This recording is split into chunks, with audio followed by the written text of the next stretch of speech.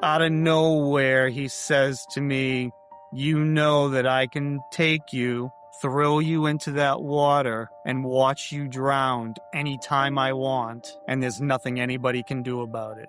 I remember sitting there in my head saying, "Jesus, if you were there, if you were real, please, please save me, because I don't want to die. I want to go home."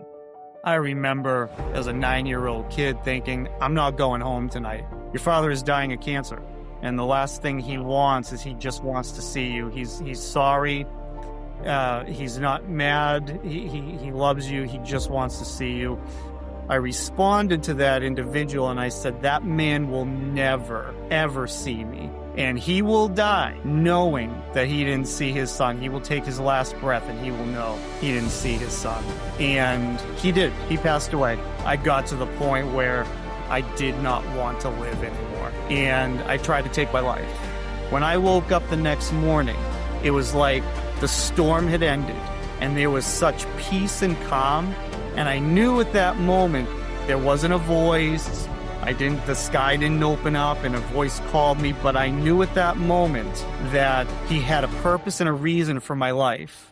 But the amazing thing is, looking back, he was always there. Oh, yeah. I was the one that walked away. And that torment and those thoughts that you're thinking, they are all lies. Seek Jesus more than anything. I would say seek Jesus, but right after that, I would say forgiveness, let that go, and move forward with your life because you have value.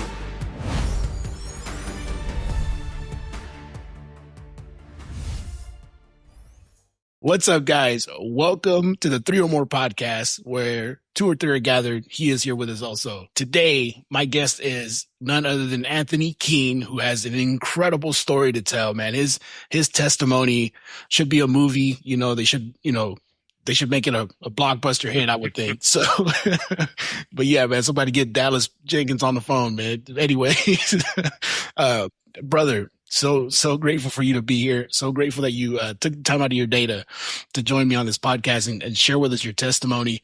If you want to just kind of give us a quick, like a little quick snapshot of your life, man, just because that's what it is. Yeah. Absolutely. So first off, thank you for the kind words. If anybody is listening and they want to create a movie, that's perfectly fine. They can reach out. But and also thank you for having me on. I really appreciate it. So a little bit about me. My name is Kevin Keane. I was born in New England. And my story is not about surviving. It's about surviving trauma. It's also about how forgiveness, faith, and a renewed mind transformed a lifetime of pain and anger and bitterness and turned that to freedom. Something I want to kind of want to touch on just from the right? From the beginning, from your birth, right? Give me a quick little explanation of who your parents were. Like your mom and your dad, and just how you were brought into the world and what world you were brought into with them too. So the world I was brought into, both my parents were they had their own baggage of trauma that they had from their past, and my father was an alcoholic. He was also diagnosed paranoid schizophrenic. And my father was abusive. He tried to murder me once at 9 months old and once at 9 years old. He was very jealous of me, especially when I was a baby. Some of the stories that I heard later on from my biological mother, she had told me that when I was first born, that there would be nights I would wake up in the middle of the night. She would need to feed me or change me. Because of his jealousy, he would hold her down on the bed and would not let her up, and he would force her to listen to me scream until either I fell asleep or, sometimes he would let her up and let her tend to me. So that was the type of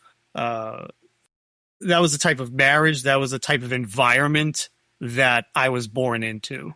I know. I don't know if I read it or I heard it, because I did watch one of your podcasts and then I read your story. And so,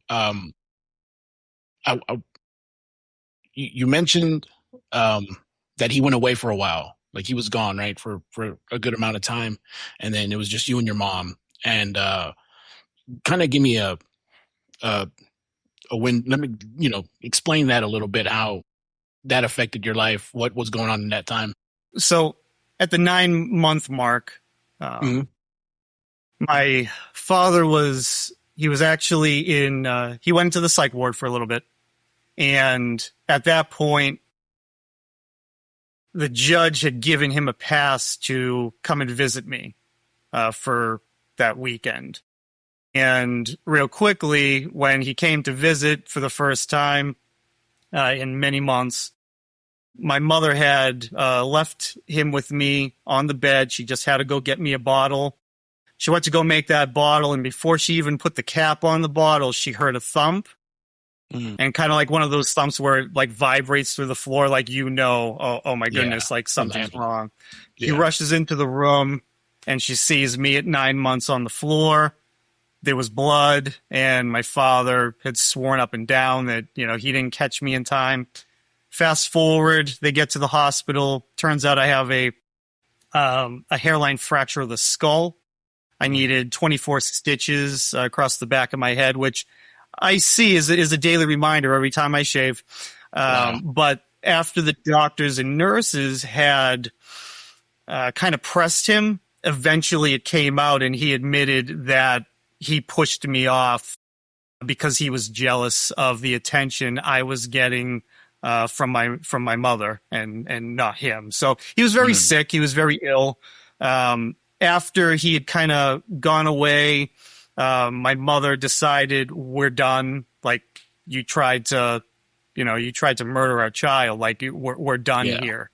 And he had been gone for many years. Every once in a while, he would pop in for a visit. It was always supervised, but years would go by. And then he kind of came back around maybe 8, 9 years old. At that point, I really wasn't sure if I wanted to have anything to do with him. Right. I didn't know him. I was kind of nervous. Where have you been? Kind of thing. And at the same time, my mother started to date. She met a man in the church, and originally that seemed to go well, but shortly after the relationship started to go along a little ways, he revealed his true self, and we had a lot of chaos and violence that took place in our house. So I went from not having a father to my mother's second husband coming in the picture, who was very violent, brought a lot of chaos, abused my mother. Eventually his violence was turned on me. And then also my father comes in the picture, who was a very violent man. I found out later, and I had wrote it in the book, that turns out that my biological father, his father, was an IRA general. And my father used to witness him brutally beating his mother, my grandmother. So he would witness beatings to his mother, to his siblings, and then also he took the brunt of a lot of that abuse as well. So just to kind of give you a little picture of what that was like. Talk about an opening scene right there, bro. So in all that, right? So you mentioned, so there was he goes to the psych ward. Your mom also met somebody in the church. So were you in church before, or was that something that came in later, or with your mom? No, so actually my mother, what was cool was I got to witness around 7, 8 years old. I got to witness my mother go from a person who was out clubbing and partying, leaving me with babysitters, to someone who got saved at the local Stations of the Cross. And I watched her go from partying, going to clubs, to going to prayer meetings. And, I got to take part of that and go with her. And I got introduced to Christ around 8 years old, where I somewhat understood who Jesus was, and I wanted to know more about him. So Yeah, that's good, man. And so it's I kind of want to. So this is before your father tried to kill you when you were 9, right? That she accepts Christ. yes, Okay, and then yes. At that point, at 9 years old, were you already also staying with your mom and her guy that she met at church? I don't know if they did get married and all that. They did. They did get married, but they got married after my mother was pregnant with my biological brother. So yeah, I was living. My mother had custody of me. So yeah. Okay, and so what happens in that moment whenever your father comes back into the picture and then tries to kill you at 9 years old? Like what did that entail? Like how did that get there? Sure. So we started visitation. So every other weekend he would come and visit me. He would take me out, and I was always a little nervous of him as he started getting his life kind of straightened out. He got a better job, and he got his own apartment, because he used to, he would rent rooms from people that he knew and live in other people's houses. So eventually he got his own place. And at this point, it was probably 9, just about getting ready to turn 10. And he wanted me to stay over for the weekend. And this would have been the first time that we had ever attempted this. And I felt it was a little soon. I really didn't trust him, and I really wasn't sure that I wanted to stay with him. So my mother had called him on the phone and said, "Hey, listen, he's not ready to stay overnight. So let's just, come for your visitation, but bring him home tonight." When he came to pick me up, he was clearly angry. He was very upset. And he had told me, he said, "Go get your stuff and we're leaving." My mother heard, and she grabbed my arm to kind of bring me back up the stairs at the front of our apartment. And he grabbed my other arm and starts pulling me. So I was like, I was the tug of war between, they were pulling me back and forth. A neighbor saw this. God bless them, whoever they were. The police showed up, stopped it.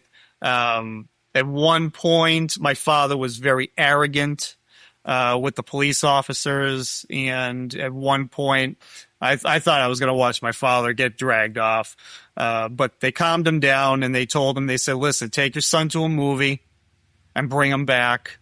If we have to come back out, it's not going to be good for you," right? So he agreed, but he took me to a movie, and the whole time he didn't talk to me. We had to take buses because we didn't have access to cars. We were a welfare family. I mean, we lived off AFDC and welfare, Section 8 housing. But we took the buses, and he didn't say a word to me. He was very quiet, very silent. When we got to where the movie theater was, we got off the bus, and he starts walking in the other direction. And first, I didn't know where he was going. And he turned around, he said, "Let's go." So I followed him. He was walking very fast. And he walks down, it was probably 1.5 miles, maybe 2 miles away from the movie theater, to the very back of a dark reservoir area. There was a bench. And he sat me there, and he said, "Sit down." And we sat there. And he waited till it got dark. And there was no street lights. There was no overhead lights. And eventually we got to the point where it was pitch black. And all you could hear were the crickets and the water, smacking up against the side. And out of nowhere, he says to me, you know that I can take you, throw you into that water, and watch you drown anytime I want.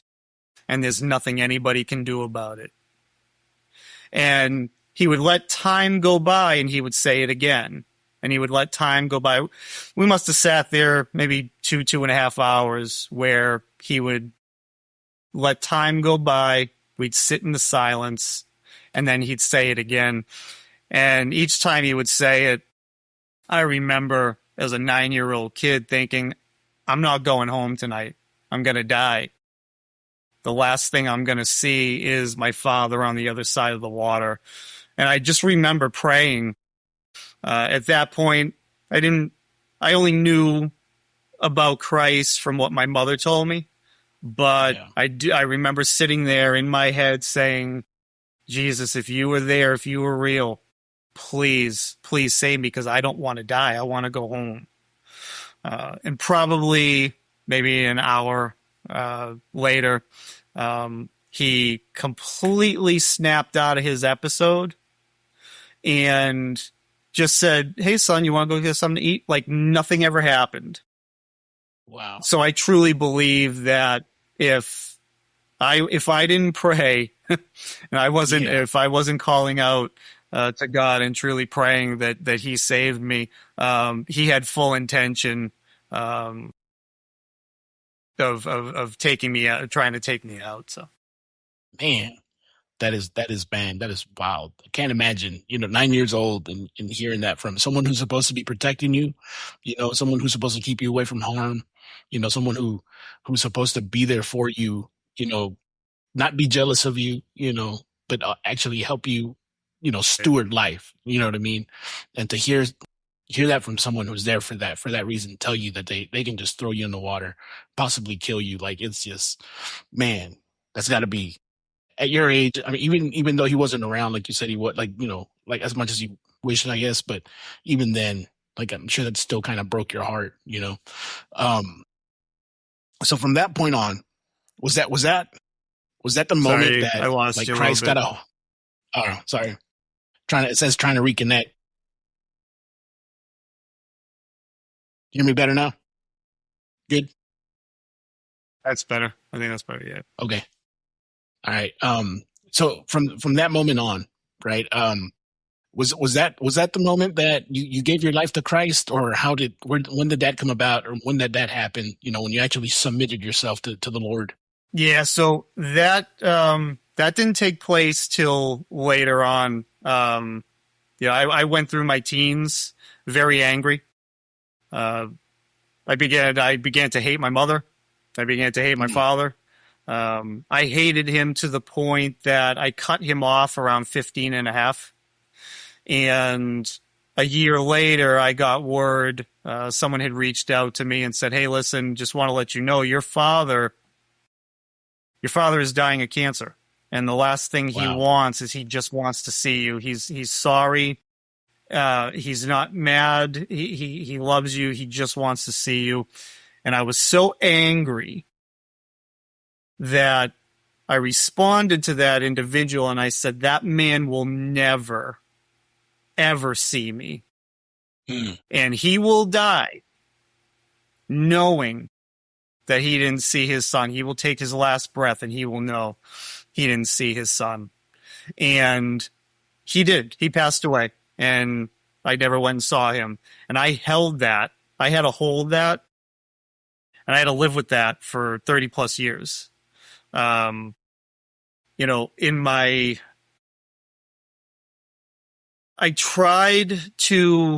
were times where I would try to pick up the Bible. I would go to church.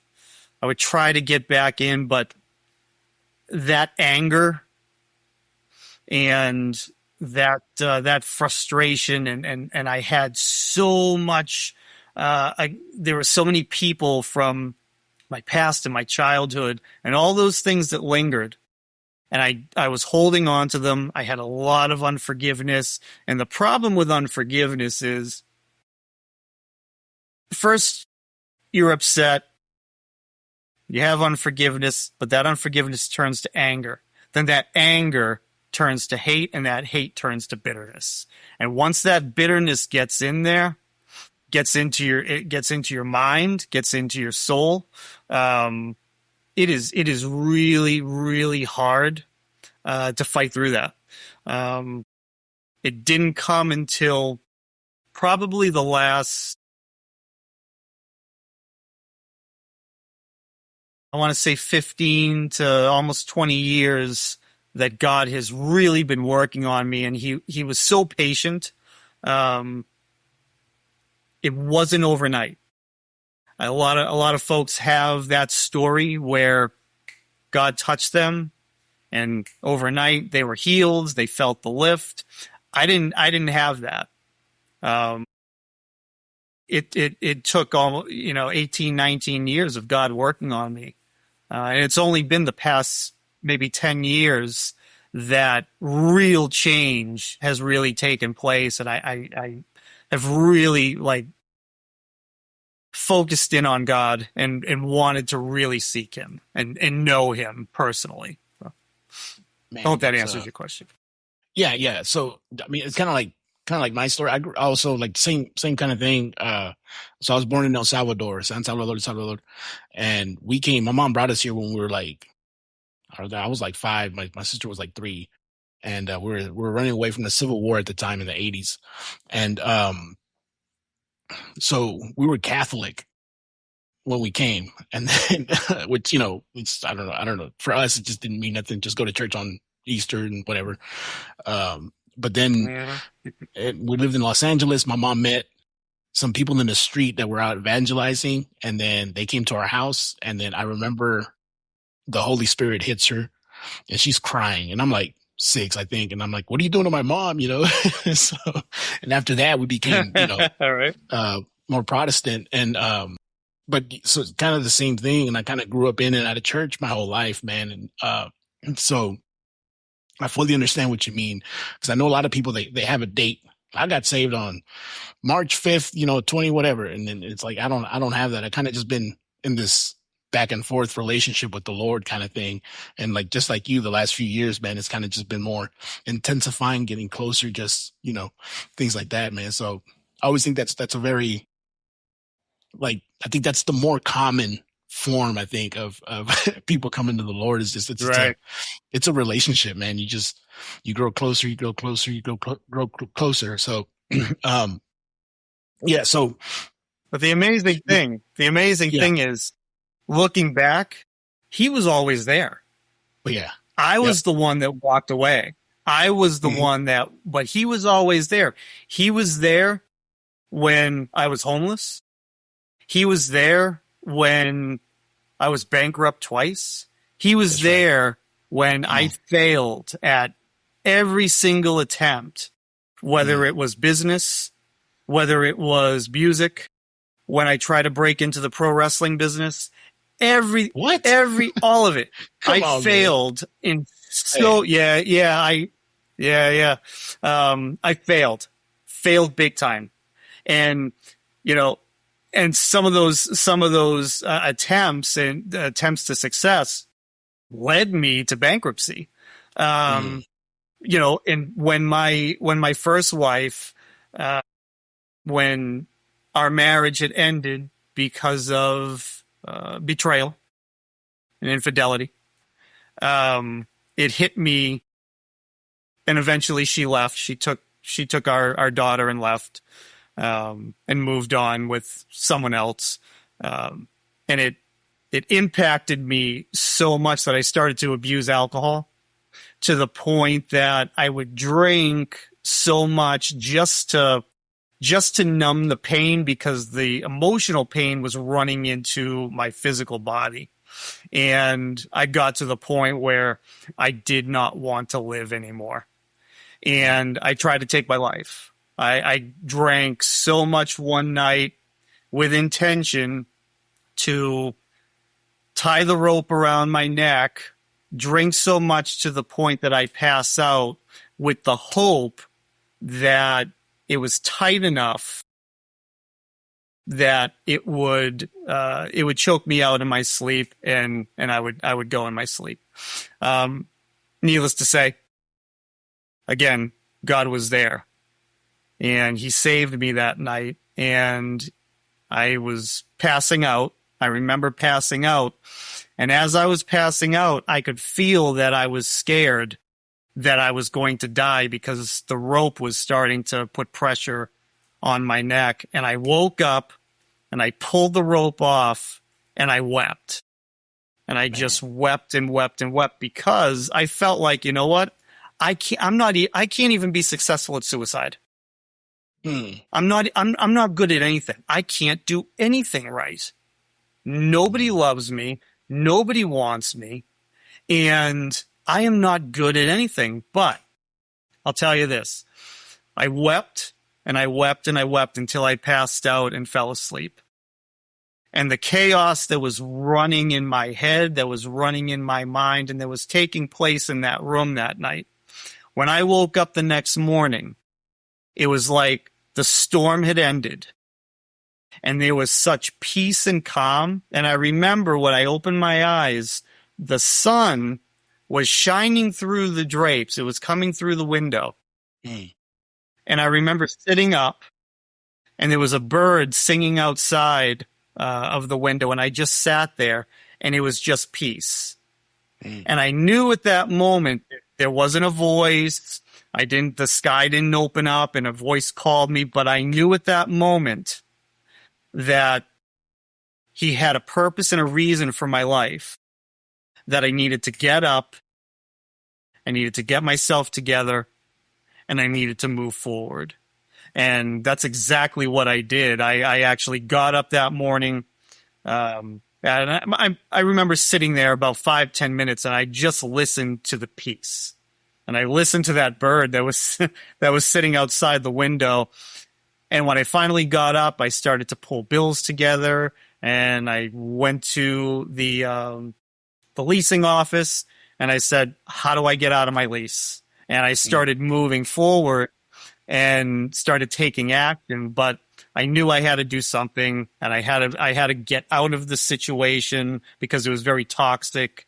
That current situation that was in, and I needed to move and I needed to do something. But I know again that Christ saved me that day, and He was there again. He was there the whole time. You mentioned bitterness, and anger. A lot was a big part of you. You held on to it for so long. What was the moment that you just let that go? What was the moment where that just, the Lord just removed that from you? It's amazing because it happened in increments. It happened person by person. So one of the first people that I forgave was my first wife. And we had moved on, and she had married someone else, and she built another life. And there was a point where I would drive back and forth to where she lived. It was a 6 to 8 hour drive to go get my child and bring them back. They would stay for a week and, or come on vacation or whatever. And I remember dropping her back to her mother. And as I was driving back to Connecticut, I had the windows down, I had the sunroof back, and it was a beautiful, beautiful sunny day. And I just felt deep inside that I needed to forgive her. I needed to let it go. And at that moment, while I was driving, I said, I forgive her. I release it all. And there was a lift. I felt like, okay, like something just happened. I forgive her, and I don't hate her anymore. And you know what? I also had to thank her, because if it wasn't for her leaving, come on, man, I never would have met my second wife, who God has blessed me with, and then everything else that has happened after that. I never would have experienced this if she didn't leave. So I had to not only forgive her, but I had to thank her. Man, that's good. That's so good. Like not just forgiving, but also recognizing the blessing that came from it and having gratitude over it. You know what I mean? When I used to be a restaurant manager, and I used to tell my servers, I say, hey man, gratitude affects your attitude. You know what I mean? Because sometimes they would show up and they just be in a bad mood. They just didn't want to do their job. They're just, just low energy. And I used to be like, yo, man, just be grateful. They get mad, they get a $1 tip. Like, you'll be grateful for that $1, But right. So yeah, man, that's very, very powerful. Absolutely. Very strong, man. So you mentioned you attempted to, take yourself out, and I want to ask you, for anybody watching that has these ideations, has these thoughts going on. So I fully believe it's a spirit, man. It's demonic, straight up. So what advice or what words of encouragement would you give to somebody who might be watching that has these ideations, or they just have these inner dialogue where it leads them to something like that? I would say stop right now. Whatever you're thinking, whatever is running through your mind, that cycle that revolves in your mind, stop believing it, because it is all a lie. Your past does not dictate your future. And if you have hurt, if you have betrayal, if you've been abandoned, if you've been neglected, if you've been left behind by others, that's on them. That's not on you. And the one thing that I can say is, with forgiveness will help with mitigating those thoughts about yourself. Because the first step is identifying it and forgiving that person. Because a lot of times they've already moved on. They've moved on with their life. Yep. They've gone on. They hurt you and they've gone on. They're not even thinking about you. But guess what? We allow them to live rent-free in our minds. Yep. And that torment and those thoughts that you're thinking, they are all lies. So by forgiving them, letting it go, what you're doing is you're actually evicting them from your thoughts and from your mind when you forgive them. So I would say, don't believe the lie. Know that you have value. Know that if you reach out and you call out to Christ, he says, seek me and you shall find me. Knock and the door shall be open to you. Seek Jesus more than anything. I would say seek Jesus, but right after that, I would say forgiveness, let that go and move forward with your life, because you have value and you can do whatever it is that you want to do in this life. You can do it. So I hope that helps. Yeah, for sure, man. That was a good word. You mentioned just now, forgiveness and all that, and people living rent free in your brain. I saw that you were talking about a teacher that said some words to you when you were younger, and that kind of stuck with you. It kind of affected the way that you just moved around, right? The way that you lived. So kind of give me some of that part of that story there. Yeah, absolutely.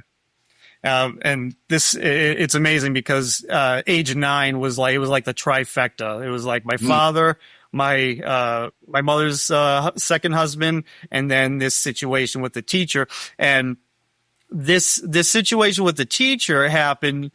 It happened the morning after my mother's second husband turned his violence and his rage on me. And the mistake was that my mother made was she sent me to school the next morning. And I was struggling in school anyway. I mean, we had police at our house all the time, and there was chaos and violence. And so I was struggling. I didn't turn in my homework often. And, my teacher, she was old school. She was very tough. And it was about 4th grade. And this particular morning, she called me, was calling everybody for their homework. And she came to me. I said I didn't have it. And she told me to come up to her desk. And when I came up to her desk, and she was a mean woman. Like, she would put the dunce cap on me and sit me in front of the class and make me sit there. Like, she would, it was kind of old school, type of teacher, right? But she called me up. I came up, and she said, "Where's your homework?" And I said, I didn't do it. And she had said something to the effect of, "Where is it? Why? What is wrong with you?" And I immediately started to cry. Like, I broke down, started weeping, and I hugged her, which was out of the ordinary, but I didn't have anybody else to hug. So I hugged my teacher. And she hugged me for about 2 seconds, and then she pushed me back, and she grabbed my arms, and she looked deep in my eyes, and she said, "You are lazy, and you will never amount to anything in this life. At best, you will be less than average." She said, go get yourself cleaned up. Those words stuck with me for 40 years. Mm. And I fought those words as I was trying to be successful, as I was trying to make it in the music business, as I tried to make it with owning a restaurant with some partners.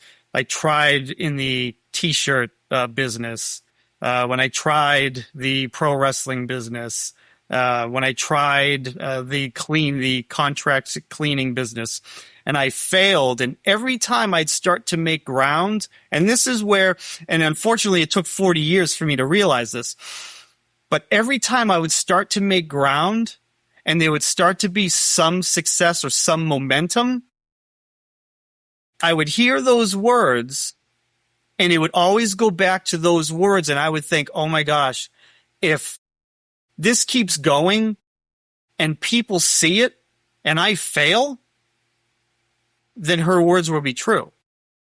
Instead of looking at it and saying, I'm going to bust through this and I'm going to make sure that I'm successful to prove those words wrong, it was actually the opposite. So I would self-sabotage myself. Man. I would self-sabotage myself. I self-sabotaged partnerships. I left people hanging high and dry. All because I was afraid that if I was successful and then I failed, she was absolutely right. Amazing how someone that you would think is so insignificant compared to a parent or an uncle or a grandmother, how their words were so impactful to not only land at that point, but to stay here for 40 years. I'm seeing that. I'm seeing a pattern where it's the, people in authority over you in your life have just completely, just dropped the ball, basically. You know what I mean? And I don't think many adults today, realize the weight they carry, or even people in authority. I don't think people don't realize just what words can do, or what our purpose is, like as a parent, as a father or a mother, or even a teacher, and you can really affect those beneath you whenever you, step out of line and, act in a way that's not according to what you're here to do. So yeah, man, and so when it comes to God, did any of these like adults that you had in your life, did any of them affect your relationship with the Lord? Because I know for some people, absent father, and they have a hard time seeing God as a father, right? So did any of this affect that and the way that you view God? Yeah, absolutely it did. I had the toughest time recognizing myself as a man for years, decades. I never felt like a man because I didn't have growing up as a child, I didn't have that male role model. And I didn't look at God as a father. I looked at him as, well, he was God. He was this cosmic being, right? And it wasn't until later in life, as I started to get closer and I started to understand that he is a true father. He is the only father, honestly, that we really need. It says in the word that Christ, the Father abides in me and I abide in the Father, right? So when Christ died, what he gave us is he gave us the gift of being reconciled back to the Father, right? So once I understood that, then it was like, oh my goodness, I can go to the Father in Jesus' name. I don't need a priest. I don't need a pastor. I don't need anybody. I can go to my Heavenly Father through Christ, and I can learn who he is. I can learn through his word. So once I started to get a better understanding of who he was as a father, that started to kind of change my view, I guess, on what it really means to be a father, what it means to be a man. I think I might have went off a little bit, and I didn't touch on your question. No. You're good. It was good, man. Just, you mentioned the reconciliation with the Father, right? And I think you're right on point with that, because, I think that's where people struggle with when it comes to God, especially those who didn't grow up with a dad or didn't grow up with a father in the household. It's hard to imagine or put that together, because, your father on earth was, absent, or was a bad dude, or whatever it might have been.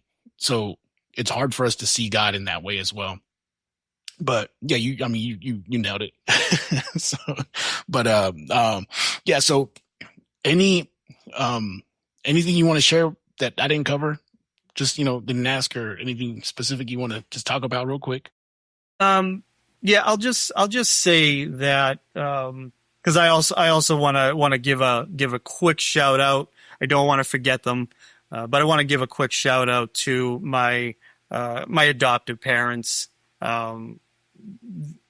They were in my life they came into my life when I was homeless, and they were a couple that knew me when I was a kid. And when I was homeless, I lived in my car for a few months, and I call him now. I refer to him as the old man, and I refer to him in my book, Forgiveness for Change, as the old man. But he felt God had told him, go find Anthony. And at the time, he was like, well, Anthony moved to Tennessee. He's gone.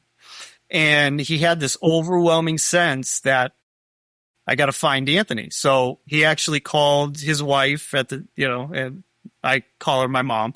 But he called her and said, I really feel like God wants me to find Anthony, but I thought he was in Tennessee, and I haven't heard from him in months and months and months.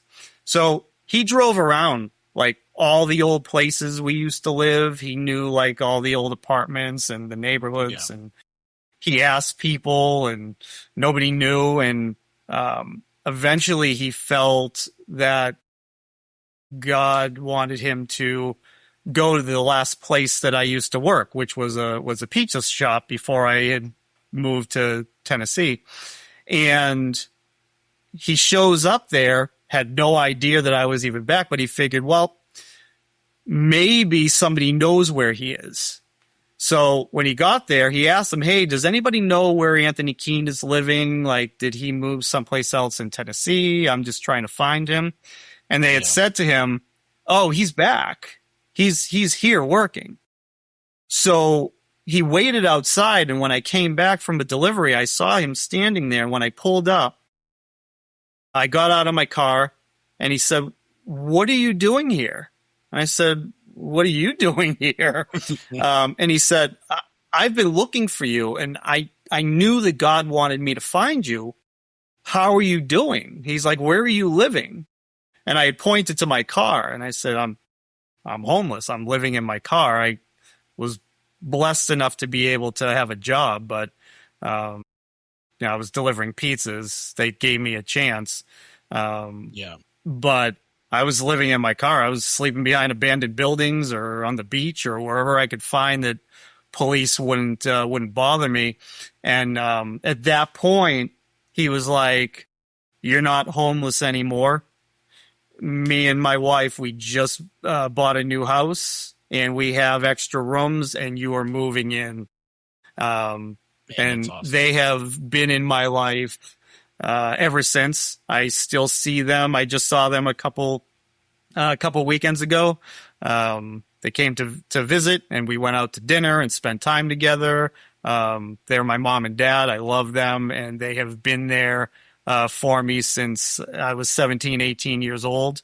They've stuck with me. They've seen the good times. They've seen the bad times. And again, they're what I call sparks. And I have a chapter in the book called Sparks, which are people that God puts in your timeline. Mm. They may be there for a conversation. They may be there to just push you to get to that next step, or they may be those sparks that are there for a long period of time or the rest of your life. So I just want to also just mention how much God has blessed me by bringing them in my life at a time where it seemed like nobody cared.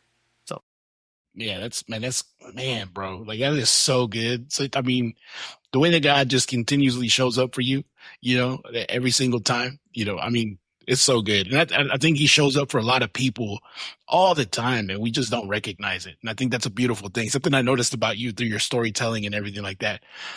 Even nature itself would testify of the goodness of God to you.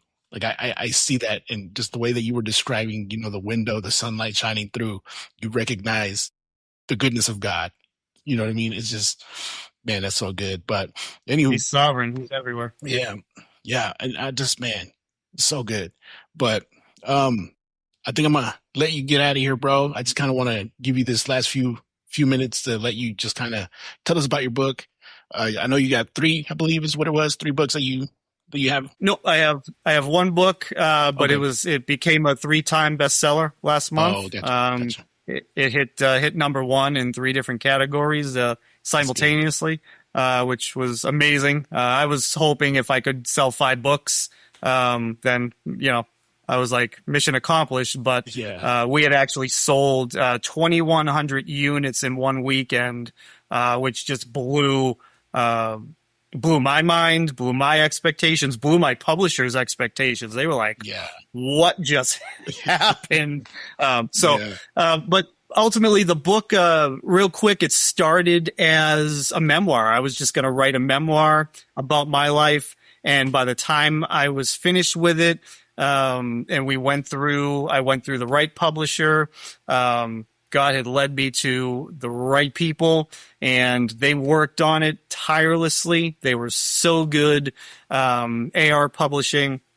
And basically, when we were done, it wasn't so much a memoir anymore. It was a book about forgiveness, because there were times while I was writing this book that I was actually forgiving someone.